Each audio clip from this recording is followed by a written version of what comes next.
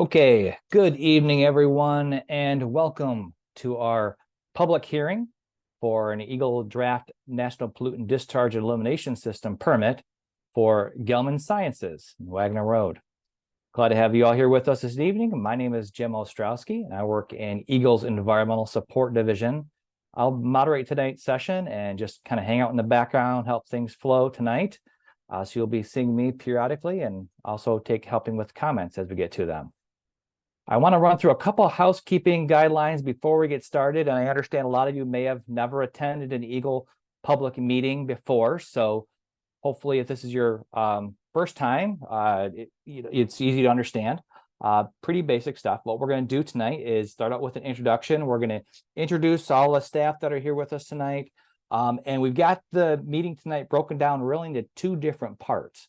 We've got an information session. That's the first part, in which we'll have some Eagle staff describe the proposed reissuance and all that goes along with that.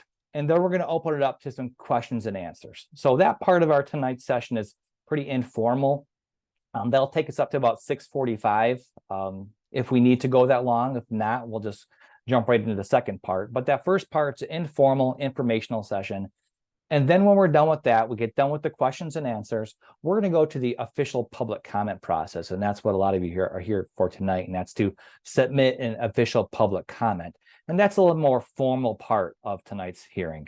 And I'm going to read off a hearing statement and then we'll start listening to your comments. We're going to have staff here that are going to do that during the official hearing.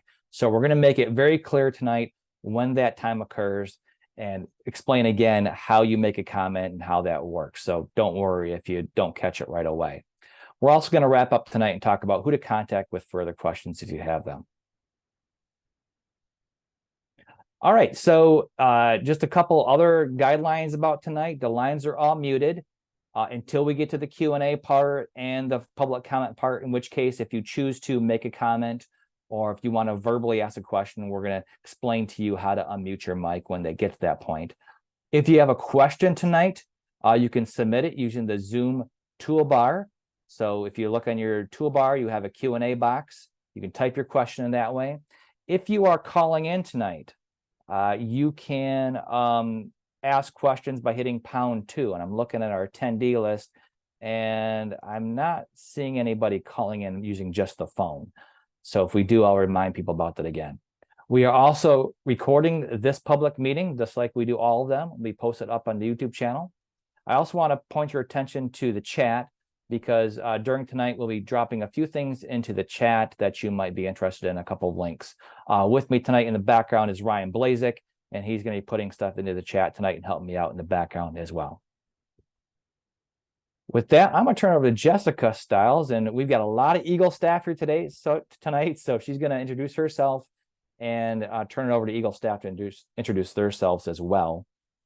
So Jessica, if you want, you can go ahead and share your screen and we can start introductions. Does that look right, Jim?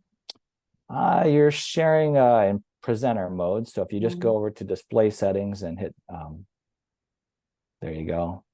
Hit swap. Try it again.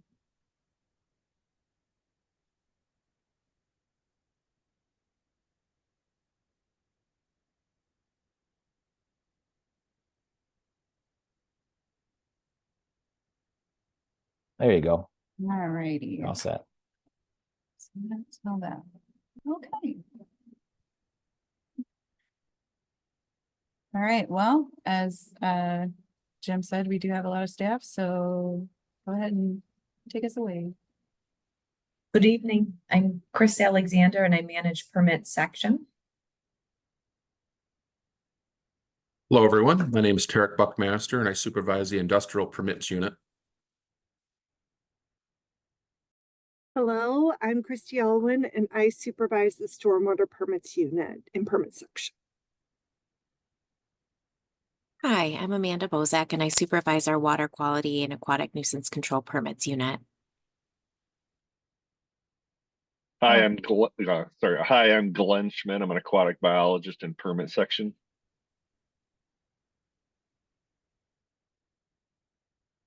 Hi, I'm Tiffany Myers. I'm the Jackson District Supervisor for Water Resources Division.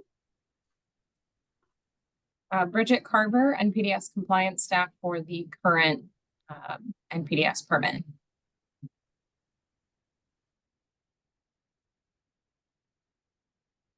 Hello, my name is Andrea Munoz Hernandez. I'm the district supervisor for the remediation and redevelopment division in Jackson. And good evening, I'm Chris Swoboda. I'm the Remediation and Redevelopment Division Project Manager for Gelman. All right, and I'm Jessica Stiles. I'm the NPDES permit writer for this permit. So I think you've been receiving some emails from me about this hearing and the public notice. So that's me. And Jim, before I get really started, I just want to double check that we're seeing all the slides correctly then. We are seeing your slides, so you're good to Okay. go. And I think everybody else can go ahead and turn their cameras off. And Jessica, take it away. All right, great, thanks. So yeah, here we are just to chat about this. I gotta change thanks for everybody's patience here with displays, but yeah, so I'm Jessica Stiles. I'm with the Water Resources Division. I'm now in the Stormwater Permits Unit, and I've kind of kept this permit as in my task list since moving from the Industrial Permits Unit. As you notice, we did have several RRD staff or Remediation and Redevelopment Division staff here, because we recognize that this site does have more divisions that are involved than just Water Resources Division or WRD. But to start off the presentation, we'll go ahead and discuss the NPDES process and where permit section fits in with Michigan's government. So our functions are all those that are listed there. We all know that we love our water here in this state. So we fit into Michigan's government as part of the Department of Environment, Great Lakes and Energy, EGLE as we're commonly called with the acronym. And EGLE's job is to protect Michigan's environment and public health by managing air, water, land, and energy resources. And so within EGLE, we are part of Water Resources Division, and Water Resources Division is tasked with ensuring Michigan's waters are safe and clean for what we call protected uses, such as things like drinking and recreation, fishing, and a healthy overall aquatic ecosystem. And Water Resources Division has a variety of programs such as wetland and floodplain regulation, critical dune protection, and of course the NPDES permit issuance process, which is what we're going to get more into today. And so we're kind of keep drilling down in EGLE. And so to get to permit section, we're within Water Resources Division. And we issue all the wastewater discharge permits to surface waters and groundwaters of the state of Michigan. And the surface water discharges are covered by that National Pollutant Discharge Elimination System. And our NPDES permits, they are for wastewater discharges to surface waters of the state, and they could come from municipal, industrial, and commercial facilities to surface waters of the state under the Federal Clean Water Act and state law. So this includes a wide variety of facilities such as private wastewater treatment plants, public wastewater treatment plants, steam electric power plants, sand and gravel mines, manufacturing facilities, contaminated groundwater treatment systems, and construction projects, just to name a few that we have. So this is a slide that kind of shows where our rules are. So we issue permits under the National Resources and Environmental Protection Act, or NREPA 451, and Part 31 Water Resources Protection of NREPA regulates all wastewater discharges in the state of Michigan. And within Part 31, there are a number of rules that have promulgated. In particular, we operate under the Part 21 wastewater discharge permit rules that set out standards for NPDES permits, and the Part 4 water quality standards, and Part 8, which are water quality based effluent development of toxic substances and rules, all of which allow Water Resources Division to implement the law. And our NPDES permit is only one piece of the puzzle. And as we noted earlier, we have folks from RRD here to listen in and maybe help answer some questions. But just because someone has an NPDES permit doesn't mean that they don't need permits from other areas, other governments. And so, like I said, yeah, it's a piece of the puzzle. And we administer the Part 31 rules in accordance with federal NPDES permit requirements.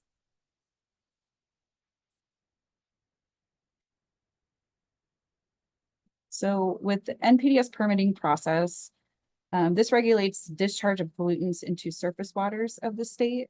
The permit includes multiple mechanisms for controlling the discharge of pollutants, such as effluent limitations, monitoring requirements, and other conditions for site-specific concerns. There are two types of standards used to develop limitations for a proposed discharge, including treatment technology-based standards and water quality-based standards.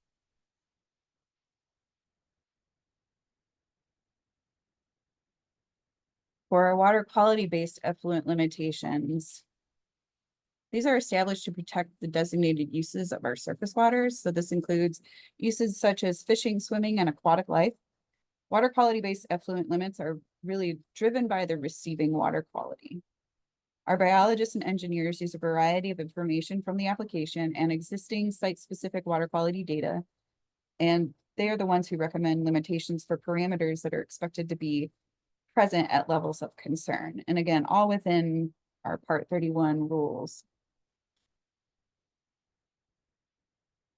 And the other type of effluent limitations that we can develop are the treatment technology-based effluent limitations. And since that's a mouthful, I'm going to start saying TBELs. TBELs are based on the national evaluation of a specific industry and the treatment technologies used at certain types of facilities. And so this is EPA, and what they do is they develop these effluent limit guidelines for particular treatment technology. If EPA does not have effluent limit guidelines developed, then we can use best professional judgment to develop those treatment technology-based effluent limits, TBELs.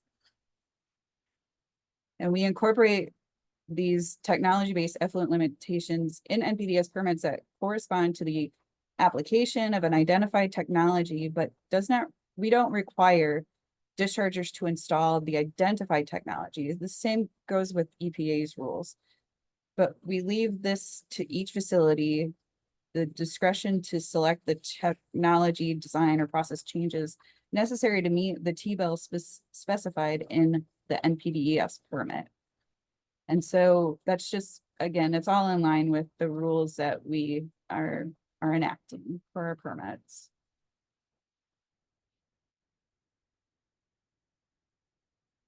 And in general, the draft NPDES permits are developed using information submitted in the application documents and the recommendations provided by our water quality-based reviews and our treatment technology-based reviews. And in cases where maybe we have for the same parameter, but we have two different limits based on the water quality and the treatment standards. So in that case, we use the most stringent limit. So that way we make sure that all the limits are being met. And just as an example, if there was a limitation for chlorine and it was water quality base said, oh, it's 10 milligrams per liter. And then our technology base says, well, it's 5 milligrams per liter. We would choose the 5 milligrams per liter. So that way it's meeting both of those standards.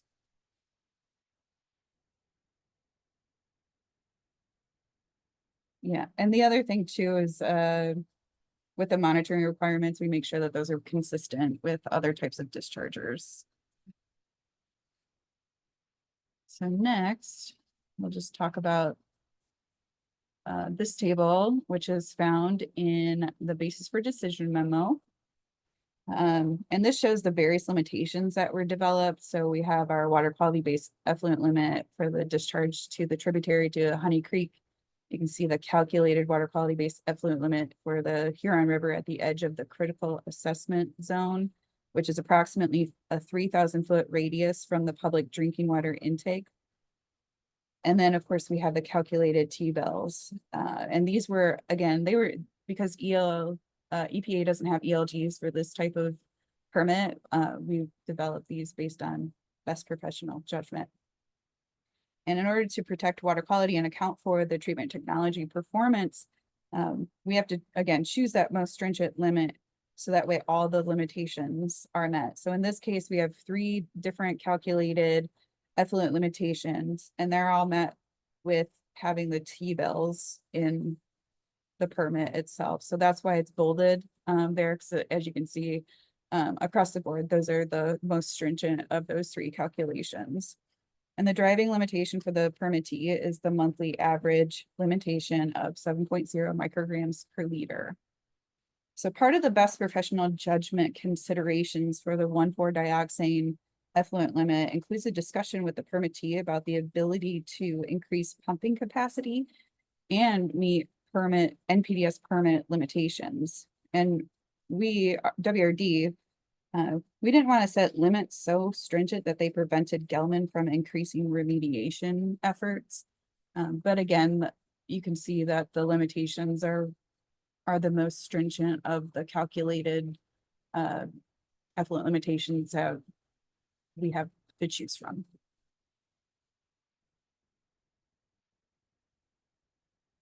And this table lists the proposed parameters that the permittee will sample the discharge for. This table also notes the monitoring frequency for each of these parameters.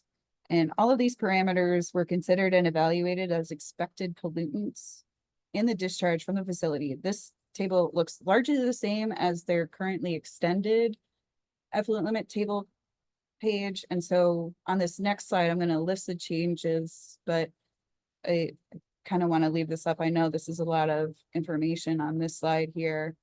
So just to, and again, this is found in the draft permit. You can find it in the basis for decision memo, which is in that public notice link. But just to summarize those proposed changes, we've got, these are all based on our data. They're following within our rules. So our biologists, they look at all the water quality considerations, including water treatment additives. So the addition of monitoring requirements for chloride and sulfates is based on our WRD chloride and sulfate implementation plan. It's not necessarily because we found it in the discharge or expect it to be there. And then based on the water quality based effluent limitation recommendation, the proposed permit includes an annual monitoring requirement, replacing the effluent limitation for barium. And then for ozone and hydrogen peroxide, those are both have limitations that are below the quantification level. And so basically we're just listing it in the permit because my enviro has gotten better and can now understand and accept that less than symbol. So that's really the change. It wasn't different from the last permit. It's just being added in. And we did receive several public comments, and we're going to continue to accept those through June 30th. But we wanted to go over a couple of the main ones that we did see in there just to try and help answer some of those questions that we received. And again, we're continuing to review those comments and we will provide a response. And we'll add whatever comments that we get tonight to the list and add it to our response too. So one of those common questions is, does the NPDES permit consider private residential wells? The NPDES permits protect public drinking water supplies, but I did want to point out here too that the consent judgment does not, or does include a trigger level if residents find 1,4-dioxane in levels that are meeting that trigger level. And if that is found, then Gelman will have to take action, but I'm not well versed in the consent judgment as it's not an NPDES program. And then one of the other comments or questions that we've received is of the draft NPDES permit effluent limitations protective of Ann Arbor's public water intake in Barton Pond. And this is another one where WRD, we worked with the Drinking Water and Environmental Health Division just to make sure that we're covering all of our bases and really being as protective as possible. And so through the procedure, through a series of reviews, we determined that the proposed effluent limitations in the permit are protective of the critical assessment zone at the intake location.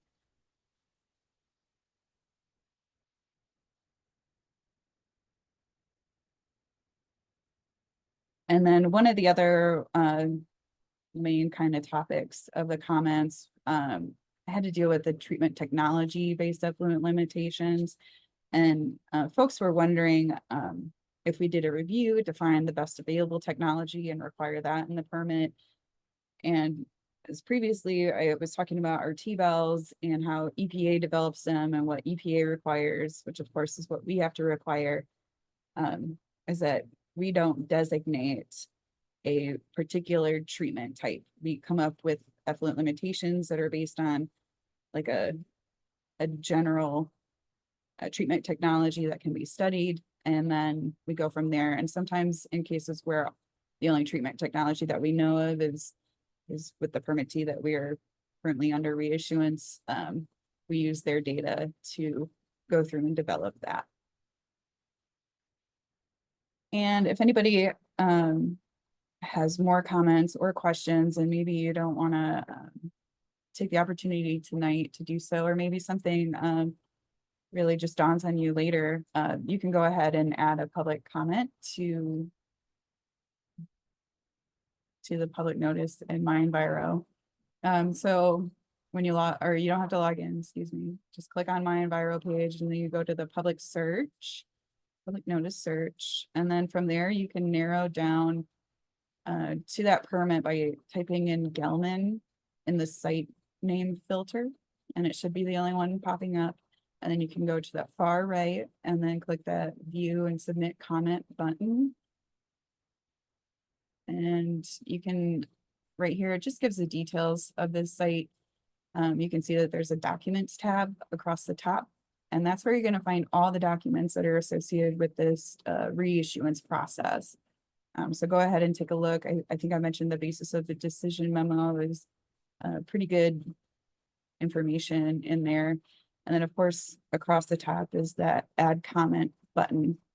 If you click on that, it will take you to this screen where you can, if you keep scrolling down, I couldn't get it all in the same screenshot here, but you can actually upload comments if you have something written. So it doesn't have to be all within that comments box. All right, and I think this is where I'm going to hand it back to Jim. All right, thanks, Jessica. I am going to just remind people that if you have a question, you can type it in the question box or click the raise hand icon if you'd rather do that. I'm going to share my screen here just to give me a second. There we go. So just want to remind everybody, if you have a question, go ahead and raise your hand or type it in there. We don't have any questions right now, but I'll give it a minute because I know there might be a little delay. If you're on the phone, and like I said, I don't see any people that are just calling in on the phone, but if you were, you hit #2 on your phone, and that shows us that you're raising your hand. Give it a second here. I will, while we're waiting, I will take a little liberty here and ask. I did have a couple of questions of my own that I want to make sure we're clear with people, Jessica, because a lot of acronyms were used in your presentation. I want to make sure if I go back to one of your slides, slide 15 here, just want to make sure people understand what this means, WQBEL, what that stands for, and TTBEL on this chart right here. Yeah, we had quite the alphabet soup. and I do my best to define those, but that WQBEL is water quality based effluent limitation, and then the T-bell is the treatment technology based effluent limitation. We don't pronounce the W when we shorten that Q-bell, so it's just the Q-bell instead of the T-bell. So those are the two definitions for that. Okay. yeah, I just want to make sure people understood that part of it. And because we do use a lot of acronyms at Eagle. Yeah. And if anybody's got any questions about anything we've said or any acronyms we've used, please raise your hand, type it in the question box. We want to make sure you understand. And it does look like we have a person with their hand raised. Rob's got his hand raised, so we're going to unmute you, Rob, and you can go ahead and ask your question. Thank you. Go ahead. Rob Pattinson, Scioto Township resident. Our well is about half a mile from the last known edge of the dioxane plume. And my question is, I was surprised to hear that the NPDES was about the Ann Arbor water quality for what was going into their water treatment plant. Does Eagle have anything to do with protecting our wells in Scioto Township? And is there a standard for what our wells need to be in order to be safe? Yeah, thanks for your question. Jessica, do you want to take that, or you want to hand it off to somebody else on the team here? I think that Andrea or Chris Sabota would be good to answer this question. Hi there, and Rob, thanks for your question. So there were a couple parts there. If I miss any of them, please let me know so I can, go back and fill in those blanks. But there are the Remediation and Redevelopment Division, we have a monitoring program where we sample residential wells annually, and those are those that have been within a certain distance of a previous detection. Typically, we would want your water quality to be below the state drinking water protection criteria, which is 7.2 parts per billion. However, as Jessica mentioned earlier, there is a provision in our consent judgment, and there's some nuance to this, but essentially the best way to express it is that if we find a private drinking water well through our reconnaissance program above 3 parts per billion, then that is an action level. And at that point, Gelman would provide drinking water, bottled drinking water for your home, and continue sampling pretty regularly to make sure that you're drinking safe water. Thank you, Chris. Yes, This past summer or last year, Scioto did a bunch of testing of wells with the method 522, sensitive down to 0.12 parts per billion. And we found several, I think it was 48 wells north of the recognized extent of the plume that were positive for dioxane. So to me, it appears that the dioxane plume is much bigger than the maps show.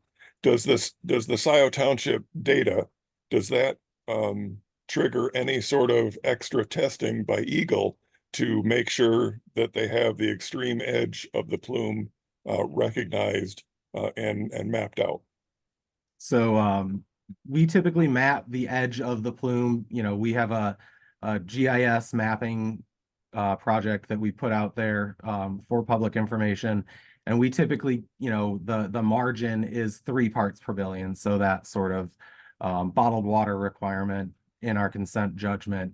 When Scioto Township did their testing, we added a bunch of homes to our annual sampling as a result of that. So we don't use the method 522. We use a method called the EPA 8260 SIM that's sensitive down to 1/2 of a part per billion. And so that any, detections above that, we would be able to determine if there was any action needed there. Thank you for answering my questions. I really appreciate it. Mm-hmm. Yeah, thanks for asking your question. We did have a question come in through our question box here. It relates again to water wells and protection. This person is asking, please explain how our wells will be protected from effluent discharge. I presume that means discharging dioxane into the water. Where will it be pumped into the water supply? Jessica, you want to handle that one? Yeah, I think I'll try and start things off. So our permit effluent limitations protect the surface water quality. And so how it gets into the wells, because I guess we've had some comments saying that Honey Creek and that tributary to Honey Creek where the discharge is gaining and losing stream. And so our limits are protective of, again, that surface water quality. And I think that's where we have to lean on when it comes to private drinking water wells. I think that's where we lean on RRD and the consent judgment for that. Chris Alexander, did you have anything to add to that? Nope. Chris, from RRD, do you have anything to clarify? Just that, we do maintain that residential well sampling program to make sure that, if there's a change in the water quality or if people are being exposed, that we can take action.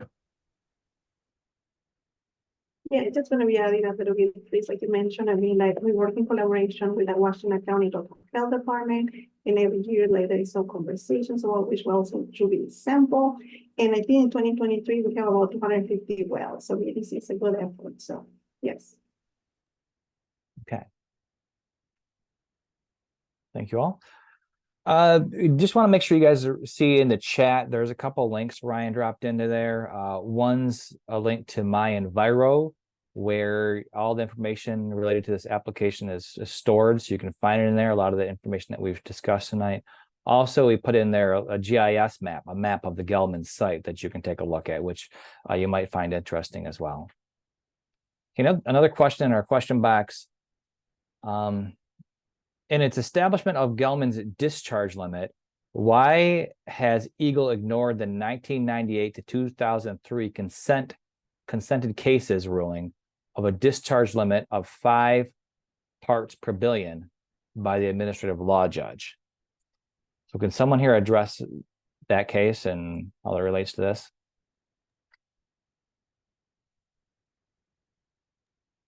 I'm sorry, I think that would probably take a little bit of consultation with the Attorney General before we could provide a coherent answer. Yeah, if that's something that no one here is comfortable answering, certainly I can forward this question on to our team here and follow up later on. And again, at the end of tonight's session, I'll make sure and you'll have contact information to reach out. Okay, Roger, you want to ask your question or elaborate? Yeah, that was my question. Okay. Because I was part of that contested case. I was actually one of the witnesses in the contested case. And Gelman wanted to discharge 60 to 100 parts per billion partially treated dioxane into the Honey Creek. And that, of course, would have been disastrous for people down gradient and perhaps for Ann Arbor's water supply. So we actually won. We were asking for 0 to 3 parts per billion, and the judge mostly agreed with us and ruled for 5 parts per billion. And that's what, in the old days, before the Engler administration, that would have gone before the Natural Resources Committee because it would have been part of the DNR, and they would have rubber stamped that, and that would have been the discharge limit. But because the DEQ had been taken out of the DNR and put under Engler's direct control, the DEQ director at that point, without any evidence, without any justification, doubled that limit to 10 parts per billion. Now remember, this is at a time when the standards for dioxane had been loosened by a factor of 25 from 3 parts per billion, which is close to what other states who value water more, been loosened from 3 parts per billion to 77 parts per billion, and then a couple years later rounded up to 85 parts per billion, which we were stuck with for 15 years or so. So 5 parts per billion when the Roger, I'm sorry to interrupt. Was 85. Roger, was a pretty. I'm sorry to interrupt, but this is the Q&A session. So do you have a question? Because a lot of comments you've given are really good, but they might be more applicable to the public comment period we're hosting in just a minute. Well, If you have a question, this is a lead into a question. okay. How come you guys didn't know about this in drafting this permit?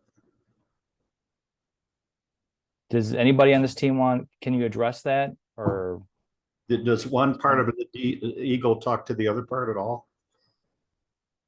We are here together today, and I mean, I can say we've done a lot of research, and gone back into just all the files. So I can't really speak to why that wasn't included, if it wasn't. It takes a deeper dive, I think, just to double check, like Chris was saying earlier. Yeah, thanks. And Roger, I would say that if this is a concern, you should definitely, state it in the public comment. So it's an actual public comment. Well, I put it in public comments before, but I think a lot of people forgot about it. Okay, well, yeah. This was ruled by Eagles, which at that time DEQ's own administrative law judge. This was a long series of hearings, and that was the result, only to be overturned willy-nilly by the DEQ director at the time. All right, well, if you haven't submitted a comment, please do so. Otherwise, make sure you make that comment tonight during the hearing, and we'll move on at this point. Okay, right now I'm going to continue to open it up for additional questions if people have them before we move on to our official hearing, like I just mentioned. So if someone does have a comment, a concern that they want to voice for an official comment, you can make that at that point. But first, I want to make sure no one else has any questions for the team here tonight. Like I said, we got a pretty robust team from Eagle to answer your questions.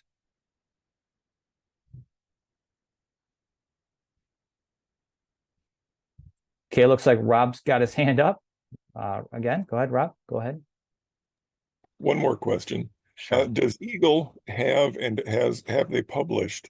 I see the link to the map. I can't look at that during the meeting, but does Eagle have a map of where the plume was last year and where it is this year, and how much it's grown in the past year or 2 years or 3 years?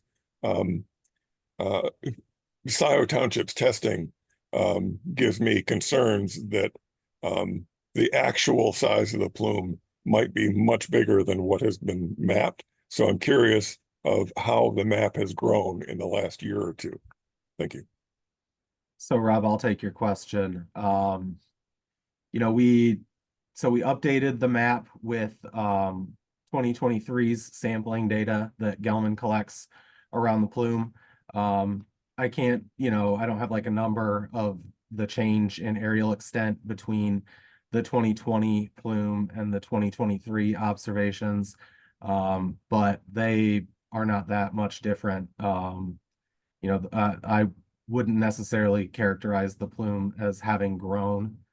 I think things that we're observing relatively stable concentrations at many of the monitoring wells, and we don't have like the 2020 plume versus the 2023 plume, available for direct comparison, but I can't say there's much difference over the last few years. Okay, Chris, thanks for answering that question. Another question has come into the box. Person's asking, will the discharge of dioxane into the water supply be using the latest technology available rather than technology that might cause secondary pollutants? I'll take this one, Jim. So in the presentation, we were talking about those technology-based effluent limitations and how those are determined. So EPA has what are called effluent limit guidelines, or ELGs, and they look at like an industry, say steel making, and they take a look and see what types of technology these companies are using, and then they average it out. And this is, of course, decades ago when they did these calculations, and basically they develop these limitations, but they don't require the permittee to install a particular type of technology. And that's just the way, that's just how the rules are written. We have to allow the discharger to determine what type of technology is going to work best for them, but also meet those limits. So while we don't have EPA effluent guidelines for this type of discharge, we use best professional judgment, and we just went back and looked at the current technology and what it's able to achieve, which is, it's consistent with all of the rules. But yeah, because like how the NPDES permitting process works is that the permittee submits a lot of data. They tell us, you know, what treatment they're planning to use, where they're going to discharge. And so we review everything based on what they submit. So we don't require certain treatment technologies to be installed. All right, thanks, Jessica, for explaining that. I've got time for like one or maybe two more questions. This next one is pretty important here. I want to make sure I get to it. What action does Gelman propose to take if the discharge exceeds maximum effluent limitations? So what happens if they exceed the maximum effluent limitations? I I want to address that. And Jessica, Tiffany's here if you Thank want to you. have the compliance staff chime in. Thanks. And Tiffany, you there? Yep, couldn't get my microphone unmuted. Can you explain your role once again? Yes, I am the Jackson District Supervisor for Water Resources Division. Bridget Carver is also on. She is the compliance person that oversees this facility. So if they were to exceed their effluent limits, which happens not at this facility necessarily, but it happens. Things happen. If it became an issue where it was happening frequently, we would look at escalating enforcement, which could include things like fines, making them install different treatment if there was something available that could help them meet the limits.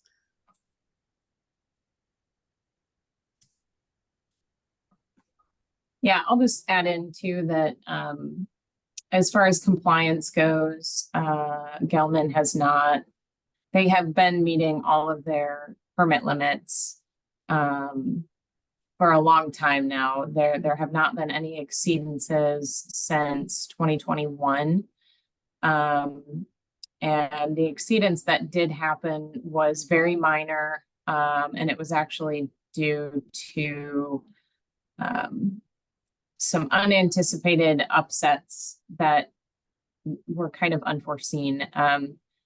That does happen at every facility, whether it's this type of facility, industrial or municipal. They do have a requirement to report that to us within 24 hours, and then they get us a written report within 5 days of that exceedance to give us their next steps and to determine how to prevent something like this or something like this, whatever scenario they're working with at the time, how to prevent that in the future. So additional, they have the requirement to let us know immediately within that 24 hours, but it's also going to be self-reported in the discharge monitoring reports that are submitted monthly, that myself and sometimes Tiffany will review on a monthly basis. So, and like she said, if there is something that is continuous, we would discuss it and possibly escalate enforcement. Thanks, Tiffany and Bridget. All right, got time for like one more question, then we're gonna, well, I guess we got two questions that popped in here. Chris, this might be for you, relating to maps. This person's asking, has the South Township homeowner well samples been updated in the Eagles database and show on Eagles plume maps? If so, wouldn't viewers see that the plume has grown more than a mile north of Eagles and Gelman's plume map extent? So can you address the well samples from South Township? Yeah, definitely. We're still working on getting all of the residential homeowner well data that we've collected into our database. However, that said, the limits of the plume that we show on our GIS mapping software, those are at 3 parts per billion. And there have not been any detections at or above 3 parts per billion in the residential wells in Scioto Township. So those would not appear on our GIS map. You know, that information is on that GIS is up to date up until 2022. As I mentioned, we're working on making sure that database is complete. But yeah, until something goes above 3, it wouldn't appear in that map. Thanks, Chris. Mhm. All right, last question for our team before we go and move over to the hearing. Is the permit limited to Huron River discharge? Any permitting impact to Scioto Township plume area? Somebody Maybe Is it'd the be helpful to look at the fact sheet, which is in the public hearing documents. Because that's gonna point out where the discharge is relative to the facility, which is, it's pretty close, but this permit is for the discharge from the facility to an unnamed tributary to Honey Creek. And then, of course, that's about 6 miles upstream of Ann Arbor's water intake in Barton Pond. Okay. And you said there's a fact sheet in my Enviro that Yeah. okay. And maybe Ryan, if you could put that in the chat again, where people can find that fact sheet. It should be in the link that he provided, but we'll see if we can add a more direct link to it in the My Enviro system so people will access that. Okay, I did see a couple more just comments in here, but just want to tell people if you have a comment, they're good ones. They are, if you did put in here, please let us know in the public comment period, because that's what the comments are for. Hey, Jim, yeah. Jim, can I Go ahead, respond to that comment from Trish too? That Yeah, was a go ahead, follow, that was a elaborate. follow-up to her previous Okay. question. So yes, this particular technology does result in some other compounds being discharged, bromate being one of them. Also, hydrogen peroxide is discharged, and there's a potential for ozone to be discharged as they're part of the treatment process. So when we do our evaluation of the treatment technologies, we don't specify, as Jessica said, we don't specify a particular technology be used. We just evaluate the potential discharges from those treatment systems and ensure that all standards will be met. So we do have regular monitoring requirements for bromate. We do have effluent limitations in the permit. So we do monitor those potential off products from the treatment process. So that is something that we do consider when we're doing our evaluations. Thanks, Derek. All right. Okay, buddy, we're about ready to wrap up our Q&A session and move into the next part of our public meeting tonight, which is the part where we talk about official comments and we take your official comments. Just going to start off by saying there are several different ways you can make an official comment besides making a verbal comment tonight. You can put it in My Enviro, and Ryan's going to share a link in just a minute. You can also send it to Jessica directly by mail, and you see the email or the mailing address right there, which I'll read off in just a moment. And comment period does close on June 30th, so you want to get it in by then. So tonight, even if you don't make your comment, you think of it later, you can always submit it later on. So with that, what I'm going to do when we do public hearings is we kick it off with an official hearing statement, and then we open it up to you all to make your comments. So I'm going to read off our hearing statement, and I'll let our team here, you guys can go ahead and turn your cameras off until we get to the hearing, and then I'll have our hearings people come back on in just a minute. Thanks everyone for your time tonight. All right, so I'm going to start off by reading our public hearing statement, and you'll please forgive me. I've got my eyes trained somewhere else so I can actually read it here. This public hearing will be used to take comments on the proposed reissuance of the NPDES discharge permit for the discharge treated groundwater to an unnamed tributary to Honey Creek. The proposed reissuance is for the Gelman Sciences LLC Wagner Road facility. This facility is located at 642 South Wagner Road in Ann Arbor, Michigan. So how will the comment process work today? For those of you who have pre-registered to attend today's hearing and indicated you would like to make a comment, we will call your name and unmute your microphone so you can make your comment. We will call your name in the order in which you registered. Once you have called once we have called the names of everyone who indicated they wanted to make a comment during registration, we'll open it up to comments from other attendees. At that time, if you have not made a comment and wish to do so, please click the raise hand icon to indicate you wish to make a comment. If calling in by phone, please hit #2 on your phone to raise your hand. We'll call on those who have had their hand raised to make a comment in the general order in which their hand was raised. Each person will have 5 minutes to make their comment. I will indicate when you have 1 minute left and when your time has expired. If I indicate your time is expired, please wrap up your comments immediately so that we can allow the next person to make their comment. Please be sure to state your name and any organization you represent prior to starting your comment. If you would like to make a comment but do not wish to make a verbal comment today, you are welcome to submit a written comment to the department. Written comments may be submitted online in our MyEnviro database. A link is being provided in the chat directly to the comment submittal form. Comments can also be submitted to Jessica Stiles at the following address: Water Resources Division, Eagle, P.O. Box 30458, Lansing, Michigan, 48909-7958. This hearing is being recorded, and your comments will be part of the information that the department will consider in the proposed groundwater discharge general permit.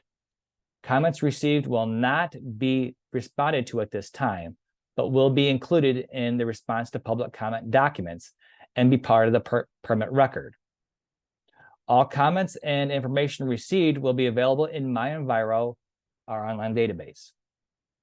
The public comment period is open until June 30th, 2024. So just a reminder, as we go through things tonight, there we go. You'll be given 4 minutes tonight to make your comment, and we're just going to be listening. So the team is going to be here just listening, taking notes to what you're saying. They're not going to be responding. I'll call your name. You'll be unmuted, and we'll let you know that. And then you will see a little clock appear up in the right-hand corner of your screen, and you'll use that to know when your 5 minutes is up. And then when you're getting close to your 1 minute, to the 1 minute mark, I'm going to click a little ringer. It's going to sound like that, little ding. That means you have 1 minute left. So when you hear that, it means you got 1 minute left. All right, with that, I'll have Chris Alexander, Jessica, I think Tarek, go ahead and come on. And I'm going to switch over and look at my list of people who asked to make a public comment here tonight. Hold on 1 minute while I open that up again. And so I do have a list of people who, when they registered, they indicated they want to make a comment, and I'll start with them first. And then after we're done, you all can raise your hand and we'll go through those people next. So, and Ryan's going to unmute you as we go along here, and I'll let you know when you're ready to go. So the first name I have on my list here is Roger Rail. Then after Roger is going to be Dan Bicknell. So I know Roger is here tonight, and Roger, you can go ahead whenever you're ready and make your comments. And remember, you have 4 minutes, and remember to state any organization you might be with. You can go ahead when you're ready. Okay. Gelman argues that it needs its old 22 parts per billion daily maximum discharge limit to remain in effect because of uncertainties with the purge water it's getting from its new purge wells at the core. And in fact, one of those wells, when they purged and started treating it, it didn't exceed the dioxane daily maximum, but it did exceed the bromate limit of 10 parts per billion. And that's because that well, TW24, had more bromide in it than some other purge wells. Now, it's curious that Gelman didn't know that, because that well, even though it was only used recently, was actually drilled in 2017. So why did Gelman not sample for dioxane and bromide in that well when it first drilled it? It knew it was going to be a purge well. They should have been prepared and defined the problem properly and upgrade their system if needed to meet the old limits. And remember, those old limits were based on 85 parts per billion Michigan cleanup standard. And in the interim, of course, Michigan has retightened that partially to its 7.2 to match the EPA's 2010 guidelines for dioxane. So Gelman is being allowed to, because it didn't do its due diligence in defining the nature of the problem it's trying to solve, it's trying to use an undersized treatment system to skate by. And that should not be allowed. The dioxane, we should have dioxane standards to match what we need to protect our water supplies, our waters of the state. Also, I will note that today I got the monthly discharge report that I always get from Gelman. And for the last 4 months, their average monthly dioxane levels were below that 5.0 parts per billion that the administrative law judge ruled and should have gone into effect. So just to note that if it was retightened back to the judge's, administrative law judge's 5.0 parts per billion, Gelman would have made that limit in the last 4 months. So I think I'll leave it there and send my rest of my comments in written form. Thanks. All right, thank you, Roger, for your comment. Been told that Dan McNell is not in our attendee list. If Dan is here and you're logged in under another name, just go ahead and raise your hand and we'll call on you eventually. So we're going to keep going on with our list here. Next people up are Kathleen Knoll and then Linda Smith. And so Kathleen Knoll is there. And just a reminder that if there are a few of you watching this together and you got another person in the room with you that wants to make a comment, just let me know and we'll pass the mic over to them. So Kathleen Knoll, you can go ahead and make your comment. You're unmuted.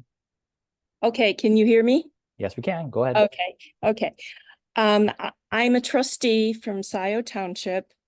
I have been the township representative to the card group for the last 8 years, and I've been the township point person on Gelman issues for the last 8 years.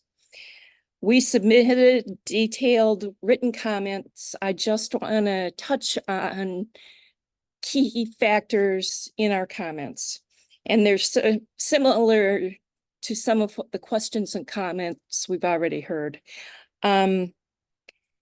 We feel that Gelman should be required to follow the discharge limit of 9 parts per billion when discharging partially treated water into Honey Creek.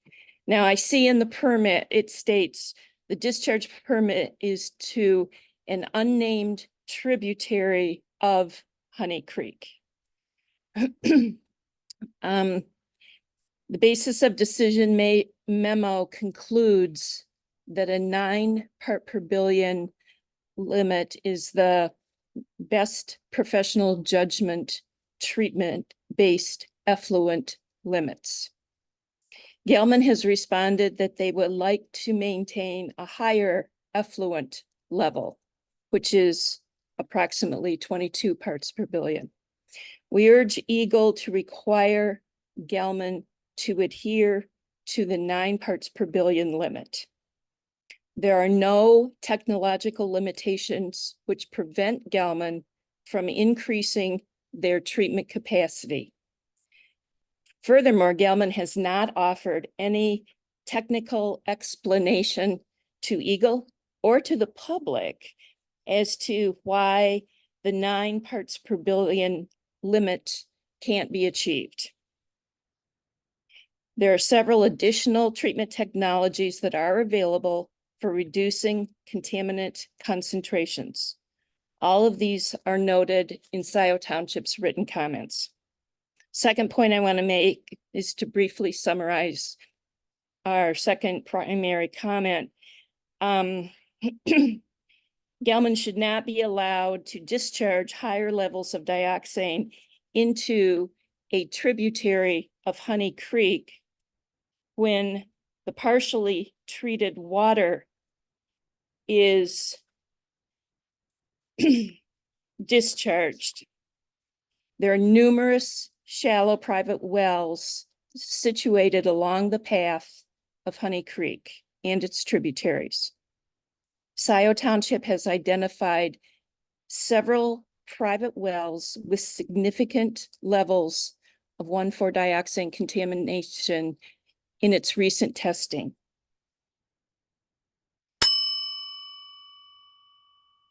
Is that my ending? Okay. No, sorry, that means you have 1 minute left. Okay. These findings could be related to migration of dioxane from Honey Creek to drinking water wells. Therefore, Scioto Township does not believe that higher discharge concentrations of 1,4-dioxane are justified. We urge Eagle to lower the maximum daily discharge limit from 22 to 9 parts per billion. Thank you. Okay, thank you, Linda, for your comment tonight. Okay, looking at who's up next, I got Linda Smith. Then after Linda is Molly Mashewski. So Linda, you can go ahead. You're unmuted and can make your comment. Thank you. Linda Smith, private citizen, Scioto Township, 4144 West Liberty Road is directly west of the Gelman Sciences campus. And we have been involved with multiple monitor wells on our farm with the Gelman plume for many, many years. We are involved from a slightly different point of view in that we would like to assist Gelman to try and remediate as efficiently and effectively as possible as much of the contamination as can be done with the technology that they are using. We have noted actually very clean water coming out in the unnamed tributary to Honey Creek. The plant life and aquatics in that stream are spectacular in comparison to many other spots on the stream bed. The water may be coming out at different percentages of dioxane than other people in township would like to see for the discharge, but the area actually looks very clean. And the plant life and flora and fauna bear that out. I'd like to point out also that there are old industrial sites along the Jackson Road corridor through the center of Scioto Township that have the possibility for dioxane, 1,4-dioxane release that have not yet been formally identified. Just because we find 1,4-dioxane in Scioto Township does not mean it came from the Gelman site, especially if it's showing up in shallow wells adjacent to former industrial properties. So I ask people to remember that although Gelman certainly was a known and named contributor to this problem, they are by far not the only contributor. 1,4-dioxane is a sudsing surfactant that was used in many manufacturing plants and processes along the industrial corridor and Jackson Road over many years. As a concerned citizen, we keep a very close eye on what's happening with this situation. We have been pleased with what has been achieved. We hope that there is more to be achieved by working together. Thank you. Thank you, Linda, for your comment tonight. Okay, next person up is Molly Makajewski. And then after Molly is Paula Globertson.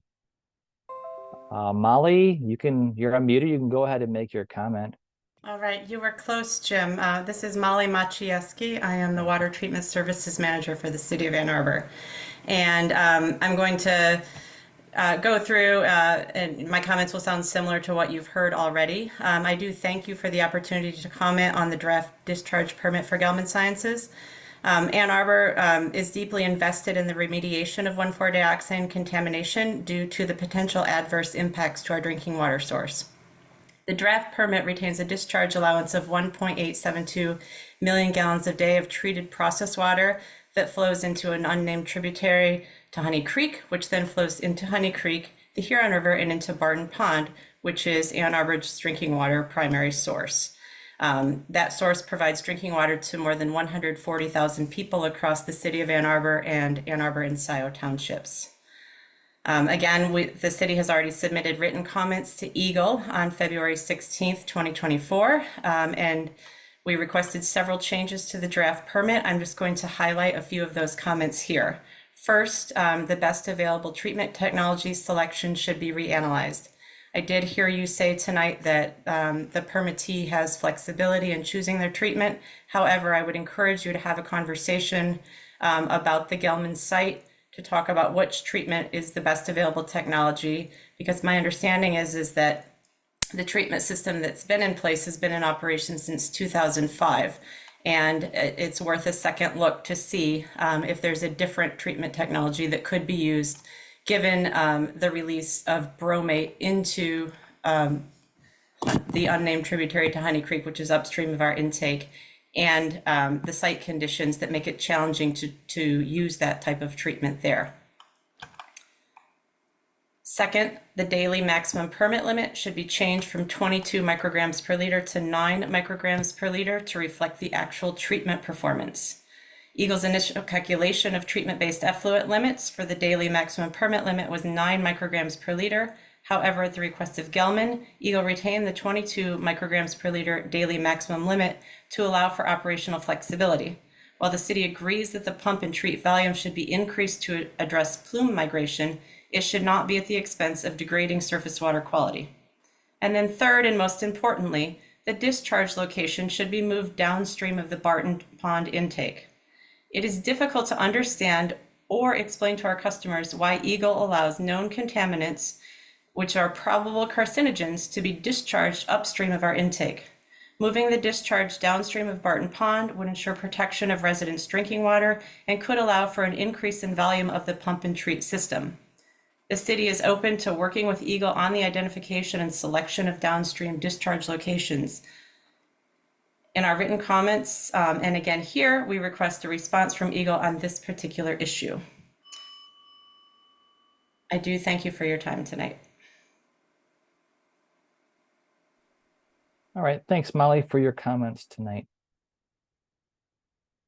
All right, Ryan's indicated that Paula is not in attendance in our attendee list here. So that was my last name of people who asked a comment when they registered. So this time I'm going to ask if anyone else that hasn't commented yet would like to make a comment. You can raise your hand on the Zoom toolbar. That'll let us know you'd like to make a comment tonight, and then I'll call your name off and unmute you as you raise your hand.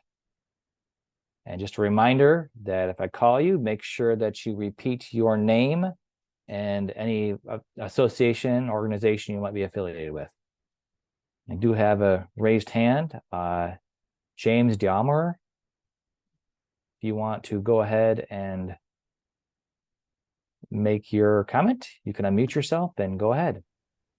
Okay, thank you, Jim. Actually, my name is pronounced Demore. Think of the more the better. So, good French name. So, my name is James Demore, and I'm currently a member of the executive board of CARD. Consequently, and I concur with all comments formally submitted by my organization with respect to this permit. However, I should also disclaim that my comments are my individual ones and do not reflect any organization or other personal affiliations. All this being said, I, along with many other stakeholders and community leaders, have been copied by Mr. Daniel Bicknell, president of the Global Environment Alliance, LLC, of his correspondence to Ms. Stiles on June 6th with respect to this permit. In considerable detail, Mr. Bicknell provided meticulous analysis of Honey Creek water flow. In particular, the analysis points to variability of flow. Sometimes it is a gaining stream, sometimes it is a losing stream. Pollutants under this permit would continue to be pumped into Honey Creek. Due to the nature of this flow, carcinogens are being pumped into homeowners' wells. A carcinogen may cause cancer at any level.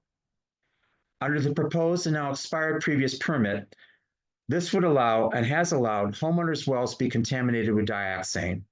This new permit should be based upon the water quality standard protective of drinking water, which is 3.5 parts per billion, not the drinking water quality standard of 280 parts per billion, as in the new draft DE permit proposed. Folks, it is the role of Eagle under state law to protect the public from contamination. I should note that legislation is pending in the legislature to expand Eagle's role in removing pollutants and other public safety measures. However, even today, frankly, I find it obscene to endanger children and families and homes under a permit that merely goes along with the notion of this is the way we have already done it. This permit should not be approved. Should a permit be issued, at the very least, even under current Michigan law, this must be at most a 3.5 parts per billion near South Township homeowners' wells. This is just not happening currently.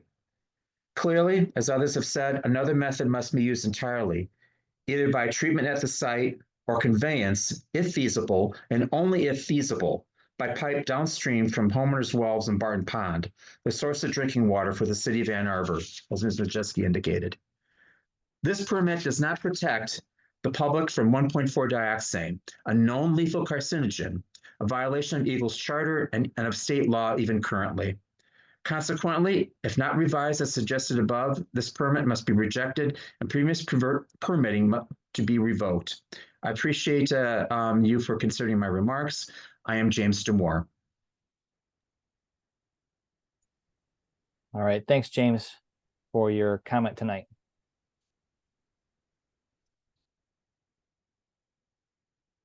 Okay, at this time I'm going to ask if anyone else would like to make a comment that has not commented yet already.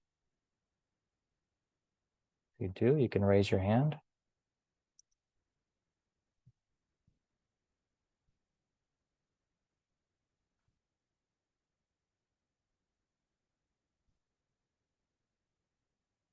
Okay.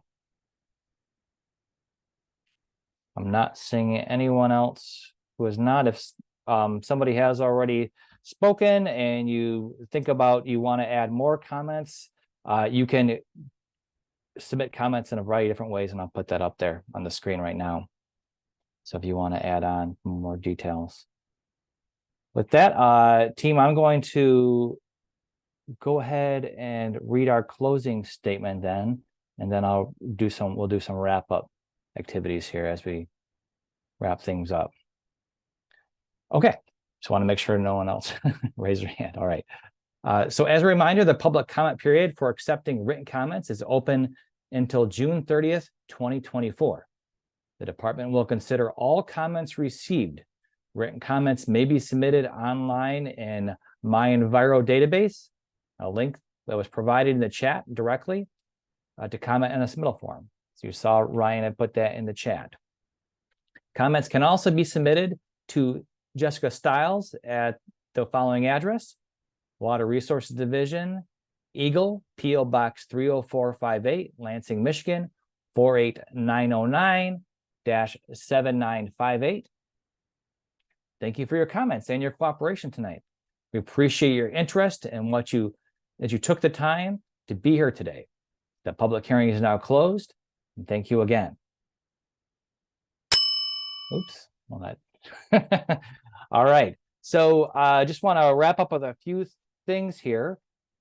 First of all, if anyone has comments after tonight, you can go ahead and contact Jessica, and her phone number and email is up there on the screen. Also, I think Ryan put that in the chat as well. I'm gonna leave that up there, and I'm gonna see if Christine, do you have any remarks you'd like to make as we wrap things up tonight? I did. Thank you, Jim. I'd like to thank everyone for taking the time tonight, this evening, to share comments. We're very interested in the comments that we heard tonight, and we will be carefully evaluating them as we look through in order to make a permitting decision. So again, appreciate the care and the time that you all spent And I think Jim is leaving Jessica's contact information out. So if you have any other questions, please feel free to reach out. Hope you all have a good rest of your evening. All right, thank you, Chris. Yeah, just a reminder that tonight's public hearing was recorded, just like we record all of our public meetings, and we post it on the YouTube channel and on our YouTube channel in the next couple of days. So if you just search Eagle, E-G-L-E, YouTube, you should find it, and you should be able to find it right on there, a recording of it. So if you know somebody that missed tonight's meeting and wants to listen in, you can forward them that link. I want to thank everyone for joining us tonight and for your participation and spending some time with us this evening. I know it's hard to get away in a nice summer evening, but we appreciate that you were here today and spent the time with us.